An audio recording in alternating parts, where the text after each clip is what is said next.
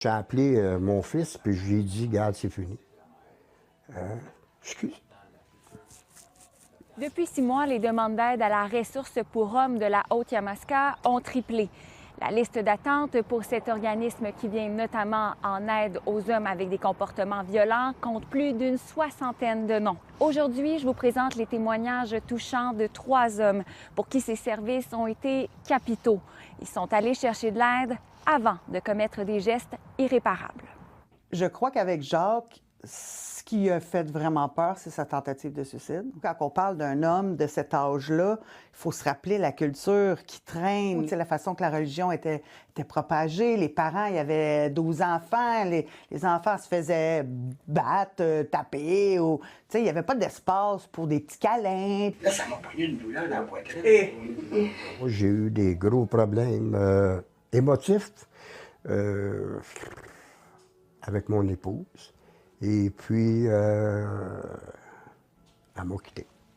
Je me suis rendu à me choquer, mettons. Je n'étais pas un gars qui discutait longtemps.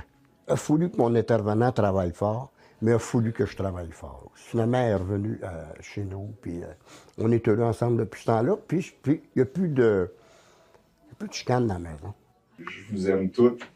C'est mon bébé oiseau. Je les appelle comme ça quand il est rendu grand. C'est rendu un grand oiseau. Quand ils m'ont rencontré, au début, je me sentais pas trop à l'aise parce que j'ai eu des problèmes de consommation, j'ai eu des problèmes dans ma vie.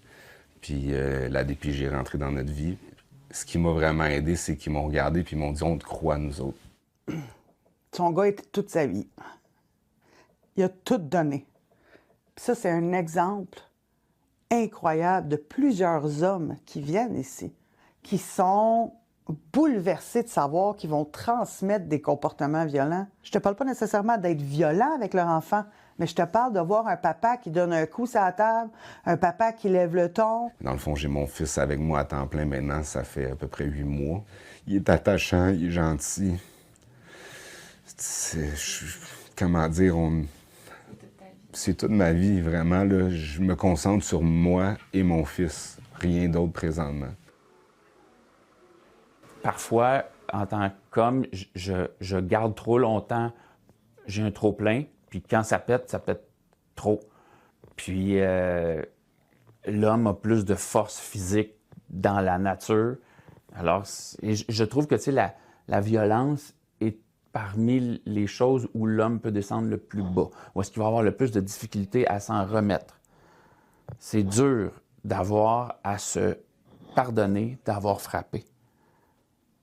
C'est dur de se pardonner d'avoir blessé. Tu sais? T'as déjà fait ça, genre? Ouais. Moi, mon rôle, la façon que je vais me poser, c'est « je te juge pas ». Je le sais pourquoi tu es là. J'ai choisi de travailler avec tes comportements.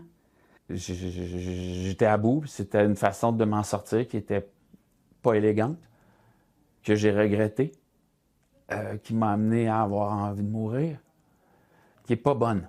C'est une façon de s'autoréguler intérieur qui est excessivement nocive et dangereuse pour tous.